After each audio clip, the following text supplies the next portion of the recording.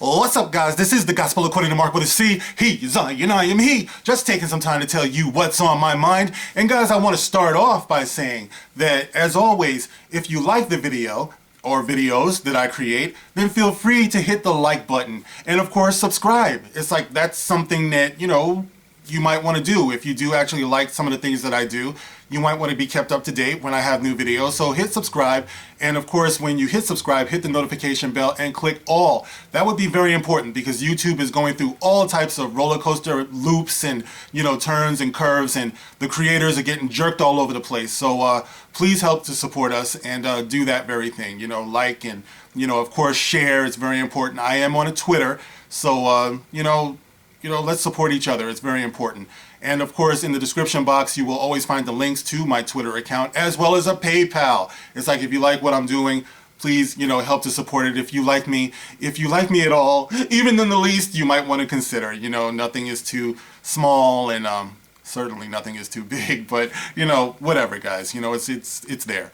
So anyway, let me get into this story that I had discovered a couple of days ago, and I want to talk about it because one of the criticisms that I've had ever since The Force Awakens and The Last Jedi and all of that is how that this new creative team could have possibly overlooked the opportunity to get Mark Hamill, Harrison Ford, and Carrie Fisher back on screen together. I failed to see, man, I really failed to see how anybody who cares about Star Wars at all would not be giddy at the opportunity to be able to write for these like iconic characters, in today's day and age. And of course, now it's been lost to us forever because Carrie Fisher has passed away. So even if you write for the characters, which I'm sure is going to be inevitable going into the future, you won't have that lightning in a bottle that was Harrison Ford, Mark Hamill, and Carrie Fisher. It's lost to us forever. So I've often wondered, how do they justify this, really? And why have they never really answered to the fans who had that criticism? Because God knows they're just so busy hiding behind every other fabricated issue that they throw up, whether it's Kelly Marie Tran or toxic fandom, exalting Ryan Johnson, like standing on the edge of it. Like Kathleen Kennedy is like standing on the edge of a cliff and Ryan Johnson is Simba and she's holding Ryan Johnson out into the valley. You know what I mean? So they've been engaging in all that, bullshit, self-congratulatory nonsense. And they never really talked about this, all right? So I have this article, and I want to share it with you guys so you can see what J.J. Abrams says about not utilizing the characters of Luke Skywalker, Han Solo, and Princess Leia all together in this so-called trilogy. And this you can find on comicbook.com, and it says here, J.J. Abrams addresses the lack of Luke, Leia, and Han in the Star Wars Disney NyQuil trilogy. And this is by Spencer Perry, all right? Because we're not calling it the sequel trilogy anymore. It's bullshit. It's not the sequel to anything. It's the sequel to these nuts is what it is. But anyway, going on. It says here, to some, the iconic three heroes of the original Star Wars trilogy, Luke Skywalker, Leia Organa, and Han Solo, are the beating heart of the franchise, ya damn right. Actors Mark Hamill, Harrison Ford, and the late Carrie Fisher could never escape the spotlight of Star Wars even after their tenure ended, or supposedly ended, it says, in the 1980s.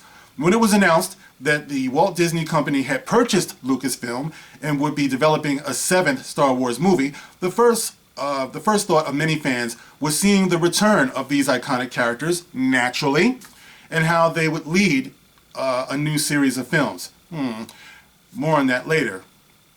As we know now, they certainly came back, but they weren't first on the call sheet, something which has become a sticking point to many fans about the 7th and 8th episodes. Speaking in an interview with Rolling Stone, director J.J. Abrams was asked point blank about this criticism that some have leveled at the, quote, sequel trilogy, noting that there was a potential to make the stars of the original film series the stars of the sequel, but that was never the plan.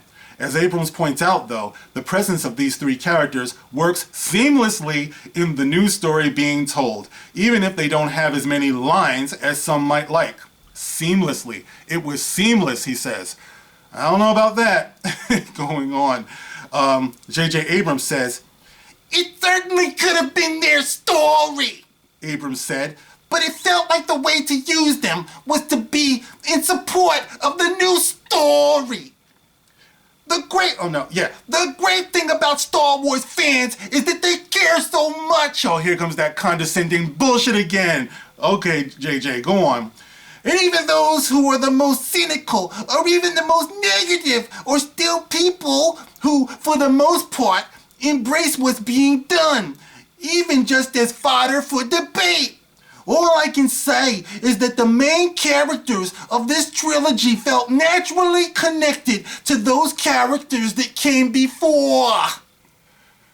Whew, okay. How are they naturally connected? Can someone explain that to me? How was Rey naturally connected to the original three? She didn't even know they fucking existed. Remember, she said, Luke Skywalker, I thought it was a myth. She knew shit. She didn't know anything about it. All right, Poe. It's funny, right? Because you have half the galaxy who thought that everything that happened in the original trilogy was the stuff of legends, right? But then you have Poe, who is actually working with Leia, right? So it's like, what is it? Are they like well known throughout the galaxy at being that they saved the galaxy, or are they not? Is or is they ain't? You know what I mean? I don't know. But this whole how they're naturally connected, that's some bullshit.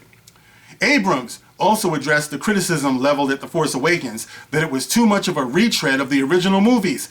Retread? It was like putting one of those like transparent like pieces of paper or whatever over a book, and they literally traced it. I mean, that's what it was. It was directing by the numbers. You don't get respect for that, Jar Jar.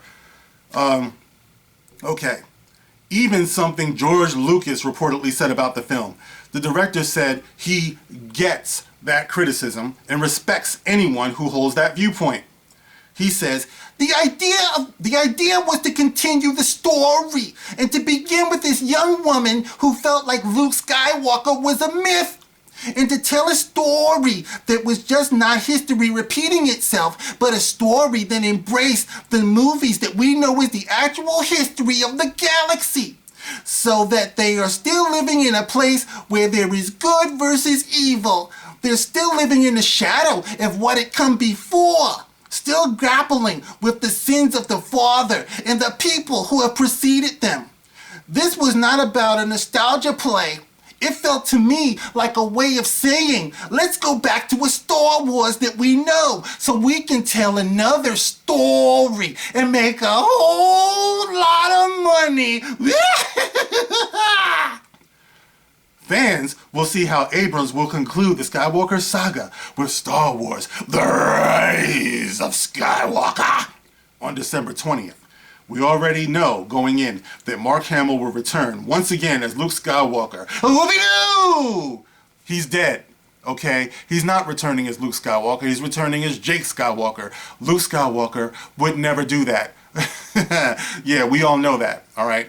But, you know, like I said, they're going to sell it that way. And somehow it's going to get people in there because they're really buying into this as being the end of the Skywalker saga. Nothing could be further from the truth. The Skywalker saga ended with episode 6, all right? Except it just did.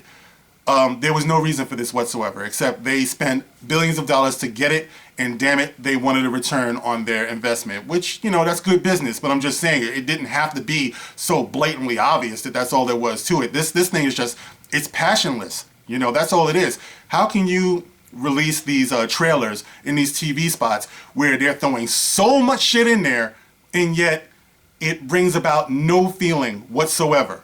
You know what I mean? It just looks like one big fucking mess. That's all it looks like. And for the runtime of the movie, I don't care if it was 6 hours, you can't tie up all the shit, all of the plot holes, all of the lacking of character development. There's just not enough time for all of that.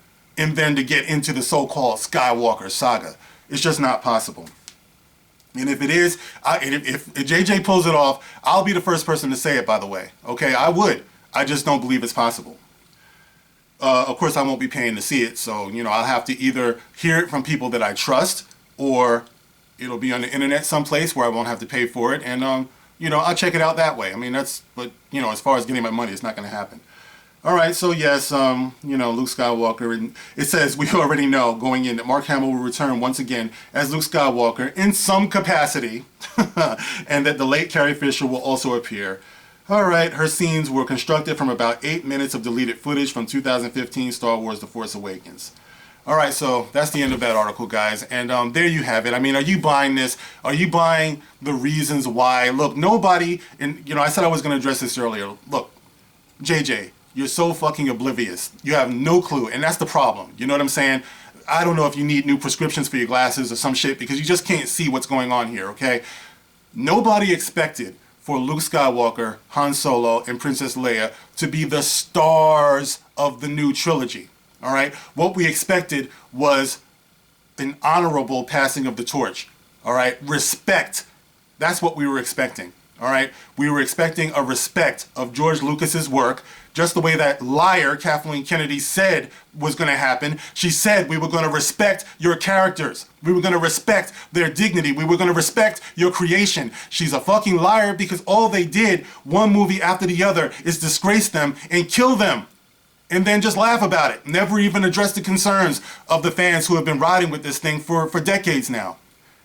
So that was the thing. All we expected was an honorable passing of the torch. It's not that hard to do. I haven't seen it yet, but people tell me about Cobra Kai and how they did it there.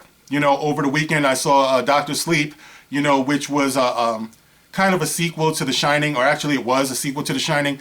And Ewan McGregor, Star Wars friend, he played the little boy, I think it was Danny, and they were passing the torch on to a little girl. Of course, a little girl of color. And, she was overpowerful and all this stuff, but I felt like they respected his character, to the point where they didn't disgrace him. They didn't just, I don't want to give anything away, but I felt that they did a good job of respecting the character and respecting the story that came before. All right, but what they did with Star Wars and the original characters, no.